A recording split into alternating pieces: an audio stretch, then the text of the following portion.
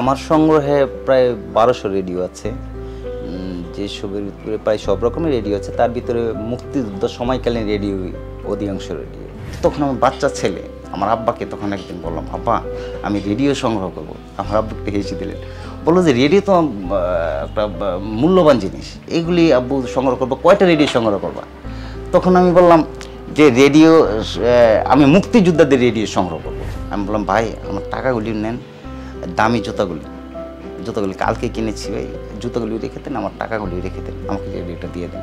আমার মূল উদ্দেশ্য হচ্ছে এইসব স্মৃতি বিজড়িত রেডিও দিয়ে এই দেশের জন্য, জাতির জন্য, ভবিষ্যৎ প্রজন্মের জন্য একটা আন্তর্জাতিক মানের একটা রেডিও মিউজিয়াম গড়াটাই আমার মূল উদ্দেশ্য।